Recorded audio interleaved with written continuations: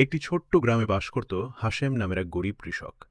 তার ছিল ছোট্ট এক টুকরো জমি, আর সেই জমিই ছিল তার পরিবারের একমাত্র ভরসা। ভোরের সূর্য ওঠার আগেই হাশেম মাঠে চলে যেত। লুঙ্গি পরে খালি পায়ে কাদার মধ্যে দাঁড়িয়ে ঘণ্টার পর ঘণ্টা কাজ করত সে। কিন্তু ভাগ্য যেন তার প্রতি সদয় ছিল না। এক বছর ভয়াবহ খরা পড়ল। ফসল শুকিয়ে গেল, জমি ফেটে চৌচির। ঘরে খাবার নেই। তার ছোট ছোট বাচ্চারা না খেয়ে কাঁদতে লাগল। হাশেম অসহায় হয়ে আকাশের দিকে তাকিয়ে বলল, আমার পরিশ্রম কি কোনোদিন ফল দেবে না? ঠিক তখনই তার জীবনে এলো এক নতুন আশার আলো। গ্রামের এক বৃদ্ধ কৃষক করিম চাচা। তিনি হাশেমকে বললেন, মাটিকে ভালোবাসলে মাটি একদিন তোমাকে ফিরিয়ে দেবে, শুধু পদ্ধতি বদলাও।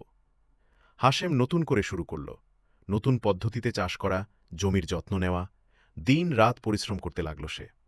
অবশেষে এলো সেই প্রতীক্ষিত দিন। তার জমিতে আবার সবুজ ফসল দোলাতে শুরু করল। হাশেমের মুখে ফুটে উঠল হাসি। তার কষ্ট যেন সার্থক হল। কিন্তু সে শুধু নিজের কথা ভাবেনি, সে গ্রামের অন্য কৃষকদেরও শেখাতে শুরু করল। ধীরে ধীরে বদলে গেল পুরো গ্রামের চেহারা। সবুজে ভরে উঠল চারপাশ। হাশেম আর শুধু একজন গরিব কৃষক নয়, সে হয়ে উঠল সবার অনুপ্রেরণা।